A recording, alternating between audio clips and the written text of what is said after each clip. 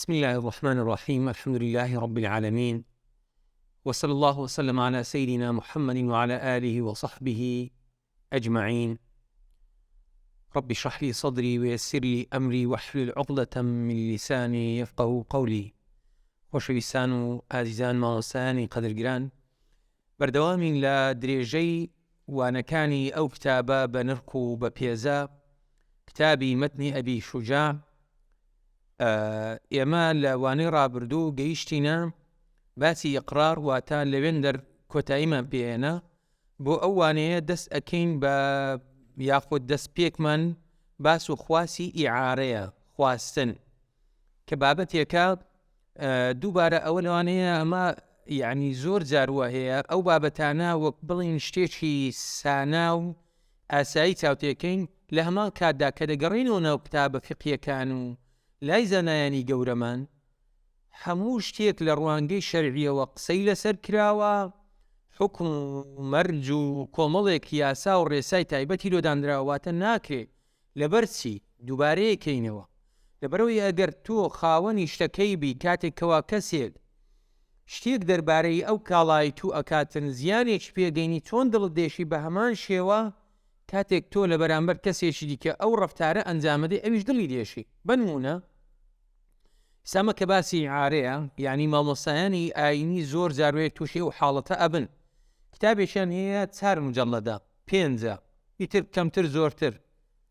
کابرا مجەڵەدێکی ئەبا و ڕێک خۆی لە بیرەکە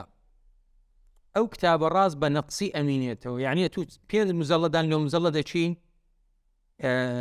تەلەفکە، زۆر ناخۆشە. یاخود بچی ئەو کتابە بە پارەیەکی گران لە کرایە، عادیتری عادەتەن بڵەن زانایانیش کە زۆر جاروەیە ڕاجع و مەرجوعیان هەیە، هەر بەخۆش وایە ئەو جڵدە مهمە کە تو نەتبی لە زۆر باس و خواست ئیشت ڕائەوەستیتر ئەو مەکتەبەکەت نەقسی تێکەت. لێ بابەتێکە بەڕاستی دەبێت ینی بە هەند وەربژیرێت، نادیدە نەگیرێتن. ینی ئەمەی مثەقەفی ئیسلامی زۆر جاروەیە دەکەوینە و حاڵەتە کتابێک وەرەگری. ئێستا من یەک بە خۆم ینی خوانە فەساوە کومەت بۆ ئەوەنە کێسا خەریکی نووسینم، یەک ئەوەمە کردیتەوە یەک لیست لە ناو کۆمپیوتەری ئەو کتابانەی کە مستەعارن لە موشیفەکەم وەرگرتیە، لەو دەستگایە وەرمگرتیە، لە فڵانە کەسە هەمووما وەرگرتیە، هەموومان نووسیە، هیچێوی چێ نییە. و لە هەمان کاتدا لە ناو مەکتەبەش دەفتەرێک دابنێ، دەفتەرەکە فڵانە کەس لێی وەرگرتی ناو تاریخی بنووسە کە وەریشی گرتەوە بەروارەکەی بنووسە، چکە ئەوەش ئەمانەتە لە بەرەوەی کە کابرا هینایەوە ئەتۆ تاریخ نەنووسی چێ دەڵێ یەکی نیکە نابا ئەتوە لەسەر یەکەم حیسابەکەی. لێ بە حەقەت پێویستە ئینسان ئەو شتانە بە هەند وەربگریتن. تەمەنەوەمە باسی کتابەکەی کەرستەی ماڵێ، کابرا جار وەیە ئەو کەرستەوە ماڵێ ناکەویتەوە لە ناو جیرانان دەستا و داست جارە شێ لە ماڵە چێ بینیت هەرێ ئەڵێ ئەو فڵان کەسەوەی چێە وەڵاهی لە فڵان کەس ماوەرگرتیە، بە دوو فڵان کەسی دادەچی دەڵێ فڵان کەس وەڵاهی نیش لە فڵان کەسی. کابرا ماڵی خۆ بینیتەوە لێ ئەبوویتە گومان هەرەی وێیان نە. طبعاً ويمنعون الماعون لەسەر ئەو کەسانەیە کە شتی سادە لە ماڵان لێتری قەتعەکەن، بەڵام زۆر جاروەیە کابرا بەڕاستی ناچارە بی. دەڵێ ماوەسا دڕێلما هەیە خەرابیان کرد بە خراپیان لۆینامەوە بە چاچی وێمدان. دەڵێ ماوەسا وەڵا کۆسەرم هەبوو، وەڵا ماوەسا فڵان شتم هەبوو، هەمووی بە لاقشکاوی بە گوێشکاوی و بە سەرشکایی دێتەوە. زۆر ناخۆشە. کابرا پارەی پێدایە لە ماڵی شوێنی لۆ دابین کردیە. یعنی ئەتوو سیارە کابرا جاروە بۆ سیارێ وەرگرتیە، هەتۆ بێ بەزین ئێتخوا دوور لە ڕووتان من ڕوئەتی تێدایە کورە 5,000 تاکە هەندێک بەزین لۆ تێکەوە گڵۆپی بەزینیا پێ بووە کابرا هە پێی لێنە عیب نەبی نەیزانی کاکە دەتو دەبێ و کابرا هەربا بەنزینی تێدا بیتن. ئەقل لەنە من نازانم چی دیکەی لێ هاتێ وایەرمەنی تێک چووە، شتێکی دیکەی تێک چووە. لێ ئیعارە بەڕاستی جا هەموو شتێک ئەو بابەتی کۆمەڵایەتیە شەریعەت دەسێتە ناو جوزئیات و وردیاتی ژیانمان کەواتە ناکرێتن. ئینسان ناڵەمە تو ڕێک خۆت بە خاوەنی بابەتەکە دابنێ کە کەسێک وات لیاکە. ئەو جار هەستەکەی ئازارەکانی چەند قورسە با کچکە بێت، ماڵ خۆشەویستە، هیچ شتێک بێ ئەزیەت نایەتەکایە. وكل ما يمكن طبعا وافرمي وكل ما يمكن الانتفاع به مع بقاء عينه جازت إعارته. هەر شتێک کە دروست بێ سوودی لێ ببیندرێ لەگەڵ مانەوەی خودی کەرستەکە دروستە بە ئیعارەش بدرێ بەخواستن و بخوازرێ و ینی ئەو ئاڵ و گۆڕچیە بکرێتن لە مابینی کەسەکە. ئیدا کانت مەنافعه ئاثارا ئەگەر ئەوەکانی دەمانەوە ینی ئەو سوود و کەڵکانەی کە هەیبوون، بەڵام شتێک کەوا بەقای نامێنێ بۆ نمونە کابرا مۆمێک وەرەگریتن، مۆم لەگەڵ سووتانی لە ناوەسێتن کاتەوە بۆ عارە نابێتن، بەفری وەرەگریتن بە نمونە نابێتن، کەواتە شتێک دەبی بەقای بمێنێتن. تەمانەوە لە نمونەی کۆن لە نمونەی نوێژ بامان شێوەیانی ئەو شانەی کەوا بەقاییان بمێنێت و ئەوەکەی بەردەوام بێتن، کەواتە هەموو شتێک نابێتن و دروستیش بێ سوود لێوەرگرتنی بۆ لێرانە دەڵێتن ئالاتی لەهوو، هانە دروستین چونکەوان هەر بەخۆی لە خودی خۆی داوانە جێگای مشتومڕن لە نێوان زانایان. ئەگەر چی بن و حەزم قسەیەکی دیکەی هەیە لە محەلای ینی ئینسان بە حەقەت بابەتی فقهی ناڵم زۆر کراوە بین، نەک بەومانایی هەموو شتێک بە جائز بزانینەوە دەڕ و خەس نەدەینێ وەکو قەرضاوی بەڕەحمەت بی ینی باسی کتابەکەی خۆیەکە الحلال والحرام في الإسلام، هەڵە گوتیانە منە تو وەڵا ناعنوانی کتابەکە دانا بە الحلال والحلال في الإسلام، گوتی میش پێم گوگدات و کتابی دانا الحرام والحرام في الإسلام. فعلا الإسلام ڕوخەسی تێدایە، بەڵام ئەوەندەش ینی وەک ئەڵێ لەوە بۆ خەڵکی شلمەکە، بەس ئەوەندەش تۆن مەکە کابرا هەر بە مڕژومونی وەی لێبێ پێکەنینیش دروست نەبێتن، دەنگ و ڕنگ و هەمووی هەر بخاتە مابینی ئیکراه و حەرام، ئەوە نابێتن، دەبێ ئینسان شەرعک و فەرموویتی ئەوە. وتجوز الإعارة مطلقة ومقيدة بمدة، دروستە ئەو خواستنە بە مطلقی بێ، کاکەوە لە لای منە کاکەوە بردم، یان بڵێ کاکەوە بۆ ئەوەندە سعاتەوە بۆ ئەوەندە ڕۆژەوە بۆ ئەوەندە مانگی تر لەگەڵ کەرستەکە کە گونجاو بیتن، واتە چ بە مطلقی نەی بەستیتەوە بە کات و ساتێک، چ بە مقەیەدیش بێتن کە بە کاتێک بیبەستیتەوە بڵێن هەر شتێک پەیوەندی بە ئەوەی خۆی وهەیە، ینی ئەو کەرسەی کەوا ئیش پێکەی وهي مضمونة على المستعير بقيمتها يوم تلفها. ئەلێرانە بزانە قسەکەیمە دێتە جێتر، طبعا قسەی من نابە بەستم ینی ئەوەی کە لەناو کۆمەڵگا ڕوو ئەدات، دەڵێت چی ئەوە ماڵە لەسەر ئەو کەسەی کە خواسیتی ضامینە مستعیر خوازەر ئەوەی کە خواسیتی بە قیمەتی ئەو ڕۆژە بە نرخی ئەو ڕۆژەی کەوا لە ناو چوو ئەو شتە. ئەگەر بزانی تەبعەن دۆلار چەند بەرز و نزمی کردوە نییە چوو هەتا هەفتا و قسووری، ئەو ڕۆژەی کە لە ناو چووە دۆلار بە چەندی بووە یومی تەلەف، ئەو کەرسە بە چەندی بووە لەو ڕۆژەی لەسەری حیسابە. وەڵی کابرا وەڵی داوای لێبردنم هەیە بۆ خوایە ئەو شتە فەوتایە، بەس ئیتر ینی شت وایە ئەمە دەشمرین، ئەو پاساوی لۆ خۆی دێنی تۆ لەوەی دڵی من ڕازی کاتن، ئەوە زۆر زۆر خەتەرە. کاکەگەر ئەمانەتت پێ ناپاراستێتن چکەوە ئەمانەتە لامان کەدا ئیعارێ و ئەمانەتیشە مەیبە. بڕۆ ئێستا لە زۆربەی محەلەکان شتیان هەیە بە ئوجرە،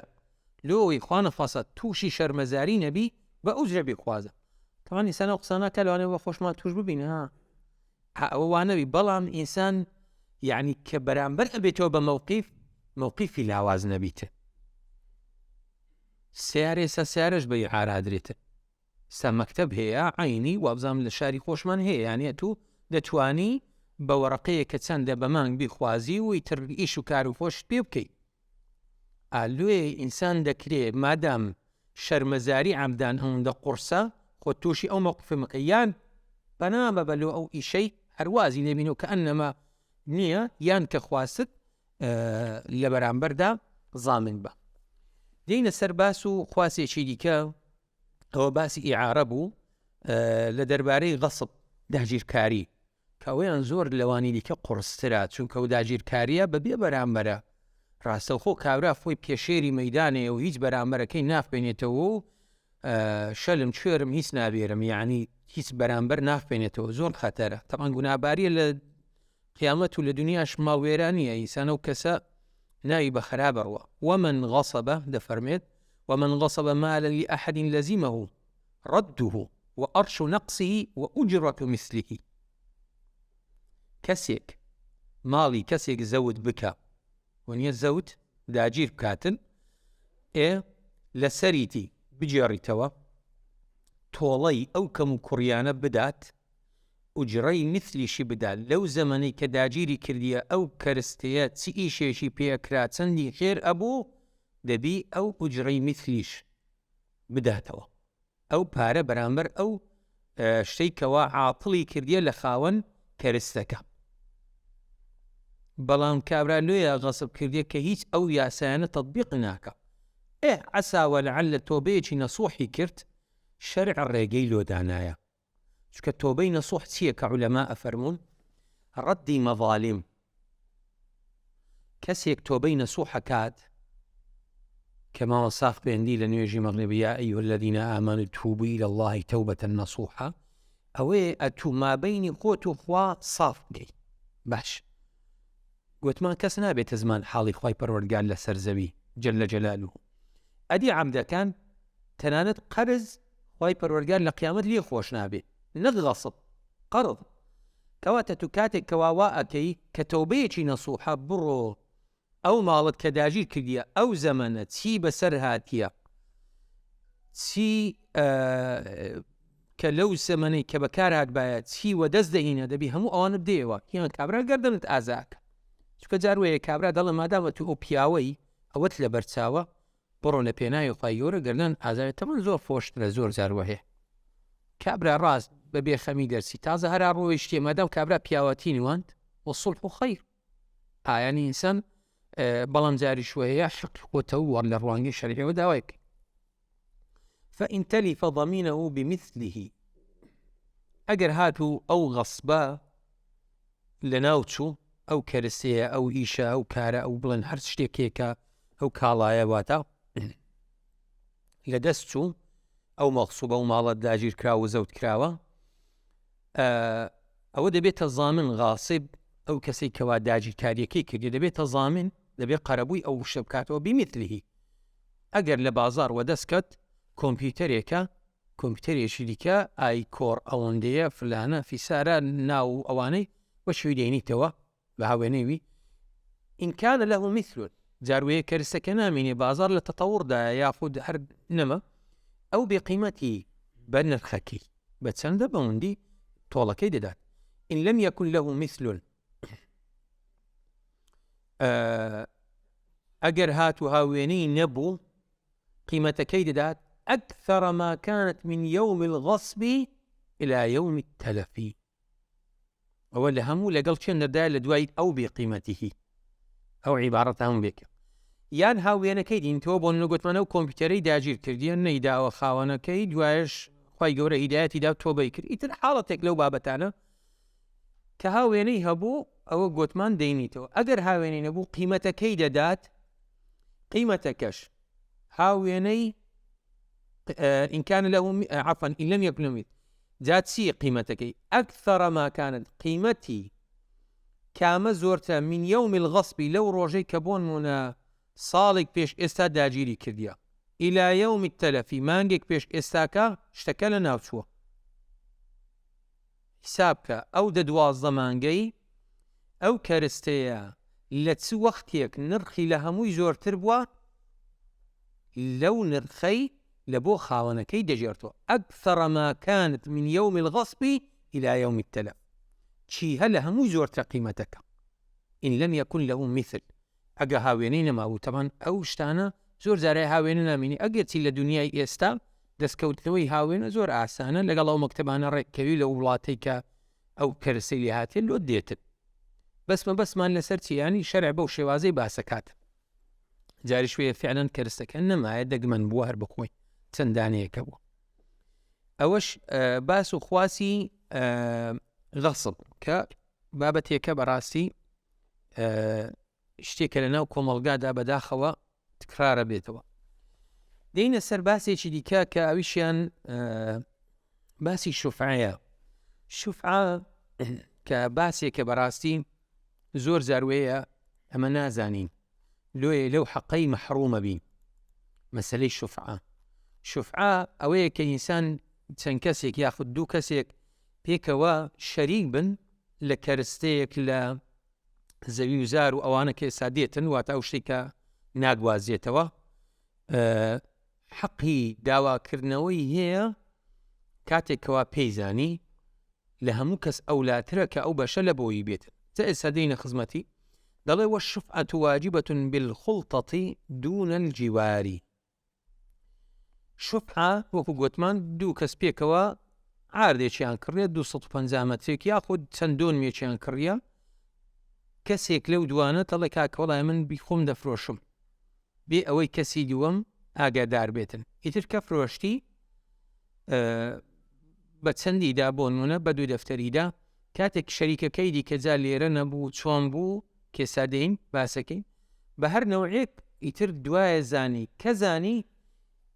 دەتوانی ڕاستەوخۆ ئەو بەشە بۆ نمونە 4 دۆنم بوو 2 دۆنمی فرۆش بوو حەقی خۆی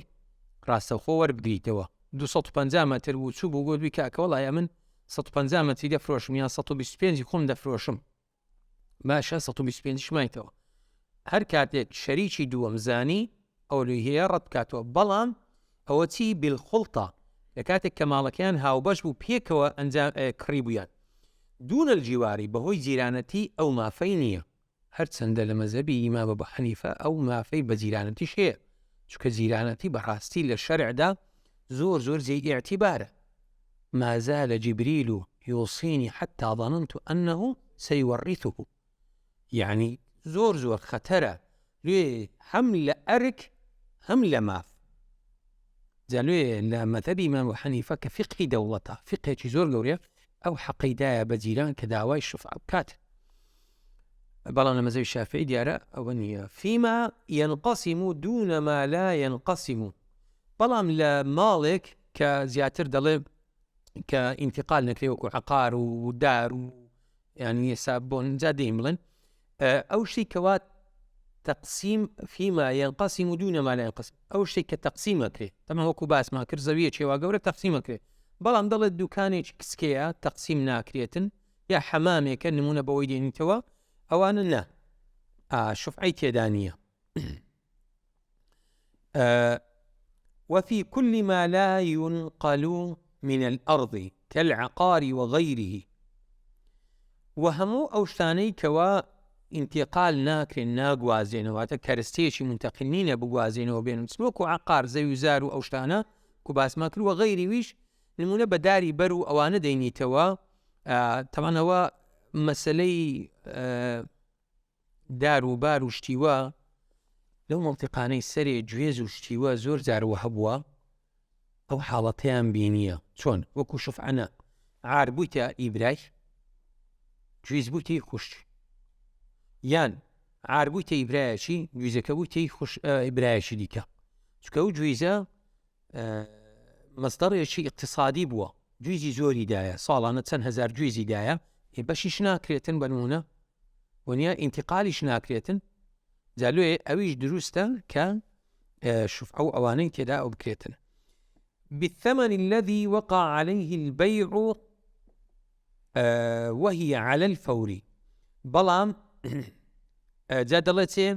بەو پارەی کەوا لەسەری ڕێککەتیە لەگەڵ ئەو کڕیارەی کە دایتیە، بەڵام وهي على الفور دەست بەجێ. واتە ئەگەر ئەو دوو شەریکانە ئەو زەویان هەبوو ئەو عاردەیان هەبوو ئەو شتیان هەبوو کەوا ناگوازراوە کە شەریکی یەکەم بۆ نمونە فرۆش بووی بەبێ پرسی شەریکەکەی دیکە تەمەن شتیوە ڕوو ئەدا وەنیە بڵێن ئێسا بڵێن کاکە کوڕ ناداتن نا دەبینی ئەو زەویە مایتەوە زەمان ڕۆیشت و چوو وەختێک کە کابرا تینی لۆ هاتێ لە هەژاریوانە فرۆشتیتی ئەوەی دیکەش چوویتە شارێکی دیکە ئەوە گونی ئاگیان لێکتی بیتن کە فرۆشیتی ئیتر پێی زانیە ڕاستەوخۆ دەبی بێ بۆ نمونە لە سجنە لە شوێنێکی ئەوایە دەبی شاهێد بگرێت کەوا ئەو داوای ئەو مافەیەکە لە سەفەرێکی دوورە دەبی ئاگادار کاتەوە کاکە ئەمن تازا زانیتم ئەو شەریکەی من کە ئەو بەشەی فرۆشتیە ئەمن دەمویێتن ئیتر لەگەڵ ئەو کەسەی ڕێکەکەویت و لە ڕوانگەی شەرعیەوە لۆی هەیە بەو پارەی کەوا دایتی بە فرۆش بە کڕیارەکە بەو پارەی لۆی ئەوە بکاتن بجێڕیتەوە. فإن أخرها مع القدرة عليها بطلت. أجر هاتو زاني بەڵام تاخیری کرد لەگەڵ ئەوەی کە توانای هەبوو زوو داوای ئەو مافەی خۆی بکاتن بە شوفعە ئەو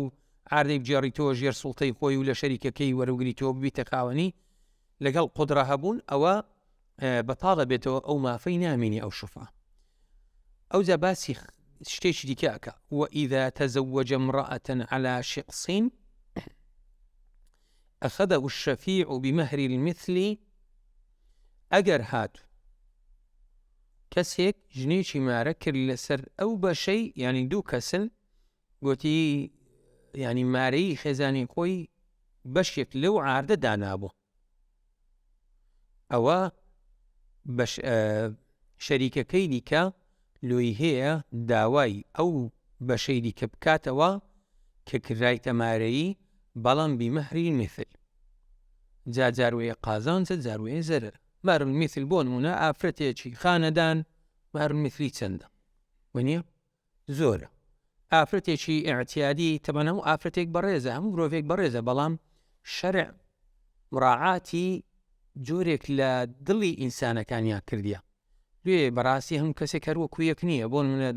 خەڵکانێکەوە دەوڵەمەندوانە ئیتر ئەرچیوان قورسترە و تعاملیشیان قورسە لە ڕووی مامەڵەی دارایی و مارەی و هەموو ئەو بابەتان جانوێ بە مهر المثل ئەقرسێنرێتە. وإن كان الشفعاء جماعة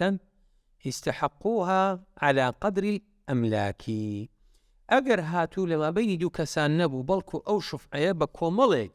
بۆ نوکو گوتمان زەویەکی چەندۆنمیان کڕی بوو ئەو هەمویان حەقی ئەویان هەیە بە گوێرەی خاوەنداریەتی ئەو زەویە هەر یەکەی بە گوێرەی خۆیانواتە جەماعەتێکن هەر یەک نییە.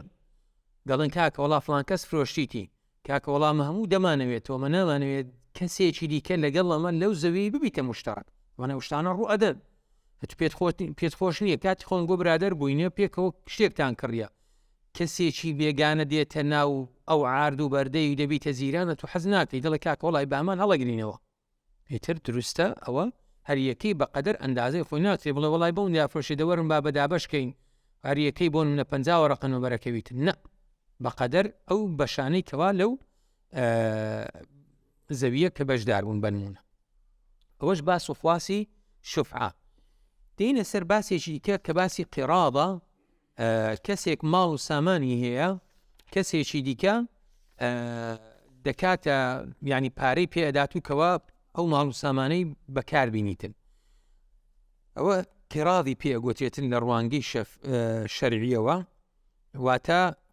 دفع المالك مالا للعامل يعمل فيه وربح المال بينهما. کەسێک پارە بدا بە کەسێک کەوا ئیش بە پارەی بکات تەمان ئەو جۆرە مەعاملە زۆرە کابرا بەخۆی عەقڵیەتێکی تیجاری نییە با کورت بڵێن بەڵام پارەی هەیە جایتر وەکو گوتمان میراتە لۆی مایتەوە یاخود هەر پارەی هەیە بۆ نمونە هەندێک کەرستە و شتیوەی گوندیە فرۆشتیتی عیمارە و شتیوەیە فرۆشتی بەڵام دەیەوێت ئەوە بکاتن دەتوانی وە کەسێک بدات و لێ بکاتن. جاوەلی القیراضی 4 شرائط لبو قراض 4 مرز هنا أن يكون على ناظم من الدراهم والدنانير دەبێ لەسەر عملەیەک بێتن کە ڕێکەوتنەکەیان سدی درهم بێت سدی دیار بێت تەمەنەوە گوتمانەوە دوو عملەی کۆنی سەردەمی دەوڵەتی ئیسلامی کە درهم و دینار بووە زێڕوزی وأن يأذن رب المال للعامل في التصرف مطلقا دەبێت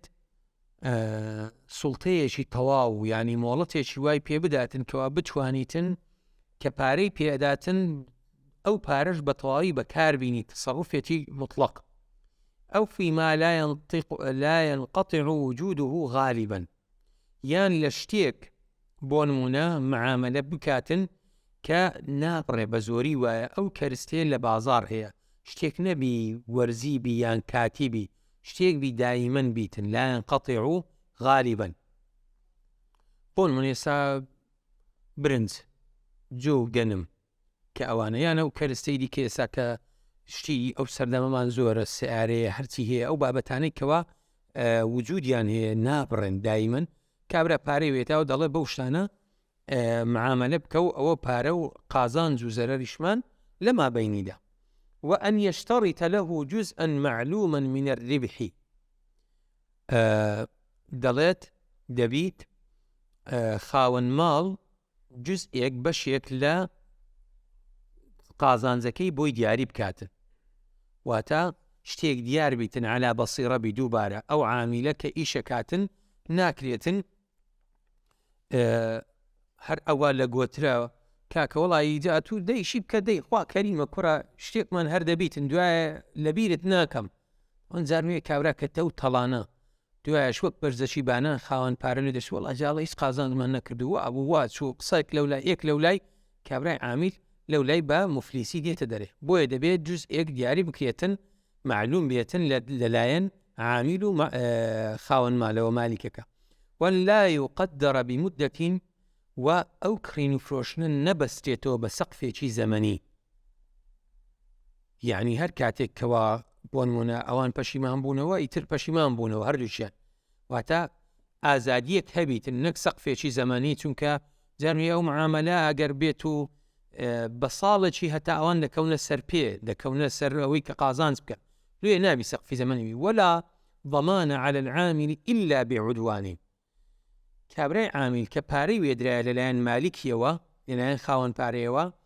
نابێتە زامین و قەرەبووکاری ئەو پارە و ماڵ و سامانەی تەنها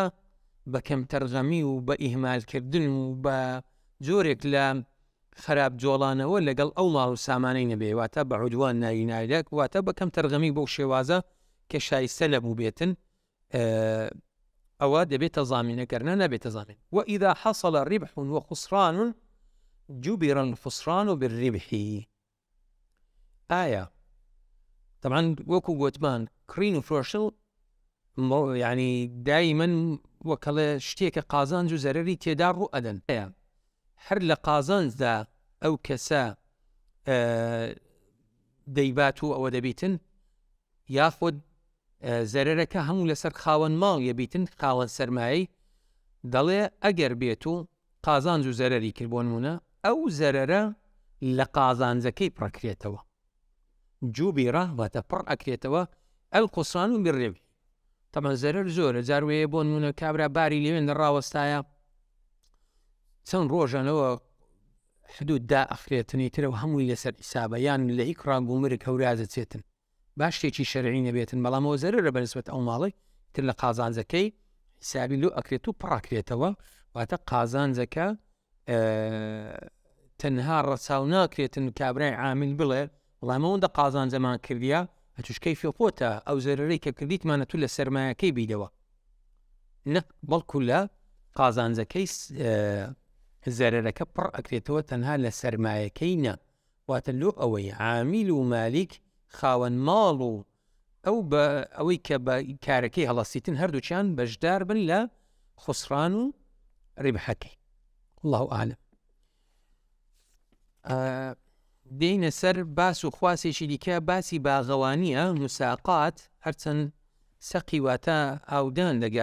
دەگریتەوە بەڵام مەبەستی پێ هەموو ئەو باس و بابەتانن کەوا پەیوەندی بە یعنی پەروەردەکردنی ئەو دار و بار و ئەو خاوێنکردنەوە و ئەو شتانەی کەوا چێڵانە و خاوێنکردنەوە و ئاودان و هەموو ئەو بابەتانە لێ مساقات بە ئیتر زەینمان هەر لە بۆ ئاودان نەچیتن والمساقات جائزة باغەوانی دروستە ئینسان کەسێک بە بۆ نمونە باغ و ئەوەی هەیە ڕەزی هەیە کەسێک بگریتن على النخل والكرم لێرانە ئەو دوو جنسە ئەڵێتن لە دار و بار و ئەوانە کە نەخل واتە دارخورما کەڕمیش واتە داری مێ و کە ڕەزی مە پێ ئەڵێن زیاتر وەکو مستەڵەح هەمان ڕەز لە بۆ ئەوەی بەکاردەین لە بۆ مێوی باغیشتە بۆ دار و باریکە زیاتەمان لێرە هەر ئەو جوانە دەڵێتن بەڵام لە ڕەئی زانانی تر لە شتیلیکەش دروستە بۆ داری سێوە هەنارە ئیتر کرۆسکە خۆخە هەموو ئەو بابەتانە ولا شەرطانی ئەو مساقات و باغەوانیە دوو مەرجی هەنە أحدهما أن يقدرها بمدة معلومة لێرانە مدە پێویستە ئەو باغەوانیە بەروبوومی وهەیە یعنی شتەکە بە مطلقی نابیتن و دەبی ڕەچاوی ئەوەش بکرێتن ئەو باغە کە تەسمیلی ئەو دەستە ئەکرێتن کە دەبی ئەو خاوەن باغە نەکەویتە ژێر فشاری ئەوەی وەختێک ئەوە بڕوات و ئەو باغە لە وەختی پێگەیشتنوانە ڕاست ئیهمال بکرێت و هەموو بەروبوومەکەی فرامۆش بکرێتن بۆیە بەسراوەتەوە یەکێک لە مەرزەکان بە کاتێشی دیاری کراوی تر بۆ نمونە ئێستاوە بەهارە هەتاکو پاییزێ بنمونە هەتا مانجی 12 بنمونە هەتا سەرەتای زستانی والثاني أن يعين للعامل جزءا معلوما من الثمرة و لە بۆ عاملەکەی واتە خاوەن باغەکە دیاری بکاتن بەشێکی دیاری کراون لە بەروبوومی ئەو ڕەز و باغە ئیتر سێیەکە هەشتێکە نیوەیە شەشیەکە ئیتر ئەوانە لە گوێرەی ئەوە بڵێن بڕێککەوتنیان لە مابەی خۆیان تەمەنەوە جاروێ دەگۆڕێتن ئەو بەشانە ئەمە کاتێک کە ساڵی نەوەتەکان بوو ینی خەڵکێک ئامادە بوو بە ئەنواع شێوە ئەو ئیشانە بکاتن ئێستا هەمووی وێرە ئام بووینە ئەو باغ و باغاتانەی سەرەتای 2000ەکان دانران لە گوندەکان بەدەخەوە هەمووی ئیهمال و فەرامۆشکان زات دەڵێن وەڵی کوڕەفۆشتی دەرەوە و خارجی هاوردە تامینێ نایە ڕاستەکی یەتو باغەکەی گوندەکە هەمووی ئێمال کرد دەشتەوێتن بەروبوومی خۆماڵی بخۆی ناپرێت هەزالوێ ئەوە حاڵەتێک بووکەوە تووشی بوو پشتمان ڕق بوو ثم العمل فيها على ضربين ئەوجا ئیشکردن لە باغ و ڕەزەکاندا لە سەردوو جۆرە عمل يعود نفعه إلى الثمرة فهو على العامل ئیش و کار و کردەوەیەک لەناو ئەو باغ و ڕەزانەدا پەیوەندیدارە دەگەڕێتەوە لە بۆ بەروبوومی میوەکە لە بۆ بەروبوومی میوەکە ئەوە لەسەر عامیلیە باشە ئەو عمل و کردەوە وعمل يعود نفعه على الأرض عفوا إلى الأرض فهو على رب المال کار و کردەوەیەکیش دەگەڕێتەوە سەر خودی زەویەکە ئەوەش لەسەر خاوەنی باغەکەیە یعنی چی؟ خاوەن ماڵ ناکرێ وەک سەپانێک چاو لە ئارد و بەرد و باغەکەی بکاتن ناکرێ ئەو تەکلیفەی خاوەن عرد و بەردیشە لەو کەسە بەڕێزە بکەین کە سەپانە وەڵا بڵین کاکە تو دەبی چاور لەو زەویەی بی وای لێ بکەی وابی وابچیتر ناکاتە ئەو هاتیە بە مودەیەکی دیاریکراو لەگەڵە تو لەو بەروبوومی ئەو داری بەشدارە کەواتە ئیگەڕاوە لە بۆ دار و بار و بەروبوومی دارەکە ئەوە فعلەن لەسەر ویا و ئیشەی بکاتە ئاو دانەکە خاوێنکردنەوەیە کە ڕنینێکە بەڵام ئەوەی دیکە کە چێڵانە و زەوی و تەرتیبکردن و چی پێ دەڵێن ئەو پەرژین و سیاجوانە ئەو لە بۆ ئاردەکەیە و ناگەڕێتەوە سەر عامیلەکە والله ئاعلم باسێکی دیکەمان هەیە دەڵێ باسی چییە؟ ئیجارە بەکرێدان وكل ما أمكن الانتفاع به مع بقاء عينه صحت إجارته هەر شتێک دروست بێتن سوود و کەڵکی لێوەربگرێتن لەگەڵ خودی ینی ئەو سوود و کەڵک لێوەرگرتنە کەرسەکە بمینێتەوە چۆن لە باسی ئیعارە باسمان کرد عینی ئیجارە شۆکوی دروستە بەکرێ بدرێتن إذا قدرت منفعته بأحد أمرين بمدة أو عمل بەڵام لە کاتێکدا منفعات و سود لێوەرگرتنی بە ئیجاردانی ئەو کەرستەیە چ بکرێتن ببەسترێتەوە بە دوو لەو شتانە یان بە مودە دابنرێتن شتمان هەیە وەکو گوتمان بە مودەیە یعنی دەڵێ کاکەوە چەند سعاتێک لە لادبی تو بەوەندەی یاخود بە عەمەل بۆ نمونە ئوجرەکە بە ئەو ئیشەم لۆ تەواوکە پەیوەندیدار نییە لە بەیانی ڕائەت و ئەو کرێکارەی هەتاکو ئێوارێ 8 سعات شفتێک ئیش بکاتن یاخود بۆ نمونە خەیاتی بنمونە ئوجرەیە کە تو دەیدێ ئەوە کە کراسەکەی لۆ تەواو کردی قاتەکەی لۆ تەواو کردی تر ئوجرەکە کۆتایی پێڵدێتن کە بۆ نمونە 30,000 50,000 دەیدێ ئەوەی دیکە کە 25,000 لە بەرامبەر ئەو کارە دانراوە یاخود وەکو گوتمان کە مقاولاتی کچکەی پێڵەن یانە تو دەڵە کاکە ئەو ئیشم لە تەواوکە کەیفی خۆتە بەس ئاتێک بە دووی تەواوکەی لە بڕی ئەوە یعنی بە مودە بێ یان بە عەمەل بێتن ئەو ئوجرە دروستە وإطلاقها يقتضي تعجيل الأجرة کاتێک کەوا یەک لەو دوانە نەگۆترە ڕاستەخۆ گوتی کاکەوەرە ئەو ئیشەم لۆ بکە ئەوە دەبێت چ بکاتن داوا یعنی ئەو ئیشەوە ئەخوازێتن کە زوو پارەکەی پێ بدرێتن إلا أن يشترط التأجيل مەگەر لە مابەینی خۆیان ینی گۆت بیتی کاکە پەلەم لێ مەکە لەوەی کە زوو پارەت بدەمێ تەعجیل لە باتی تەعجیلی تەعجیل واتە مۆڵەتێکی لە بۆ دانابێتن لەو کاتیدا خاوەن ماڵەکە یاخودەوەی کەوا بەکرێگرە دەتوانیتن داوای حەقیەوەی کاتن بڵێ کاکە وەڵای من نەمگوت بوو زوود پارەیە دەمێ گوت بوومە تو بڕکم لەسەر ڕاوەستە ولا تبطل الإجارة بموت أحد المتعاقدين بمردني یەکێک لەو دوو گرێبەستکارانە چ ئەوەی بە ئوجرەیدایە چ ئەوەی بە ئوجرەی وەرگرتیا ئیجارەکە کۆتایی پێنایەتن بەڵکو دەگوازرێتەوە لە بۆ وەرەثەکان دەچێتە حەدی وەرەثەکان و بەڵکو دەمێنێتەوە ئەوان دەتوانن تەعاملی لەگەڵ بکەن وتبطل بتلف العين المستأجرة بەڵام ئەگەر کەرسەکە لە ناوچوو ئەوە ئەگەر بۆ من شتێک بە ئیجاری گرتبوو ئەگەر ئەو لە ناوچوو ئەوە ئیجارەکەش بەتاڵە بێتەوە چونکە مابەینی من و ئەو کەسەی جایترە من چ بەکرێ گربم یاخود چ شتەکەم بەکرێ گربیتن ئەو کەرسێ بۆ ناوین ئەگەر نەما کەواتە عەقدەکە کۆتایی پێدێتن ولا ضمان على الأجير إلا بعدوان ئەو کەسەی کەوا تەمان ئەجیر و مستەجیرن ئەوەی کەوا بەکرێی وەرگرتیە ئەگەر هاتو کەم تەرغەمی کردبوو وەکو گوتمان لە حەدی خۆی زۆرتر بەکاری هێنابوو یاخود ئەسپێکە ئاوی نەدابووە شتێکی لەو بابەتەی زۆرتر باری هێنابوو حاڵەتێک لەو بابەتانە ئیتر ئەوە زەمانی ئەکەوێتە سەرێ بەڵام ئەگەر حاڵەتەکە ئاسایی بوو هیچ شتێک لەو بابەتانە نەبوو کەم تەرغەمی نەکردبوو زۆرداری نەکردبوو لە بەکارهێنانی هیچ لەو بابەتانە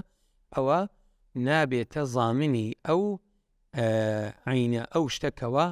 بە ئوزرەی وەرگرتیە والله ئەعلەم بەو ئەندازەیە دەینە کۆتایی ئەو وانەیەشمان لەخوای گەورە پەڕینەوە کامل یەکمان موفق کاتن ئینشاءالله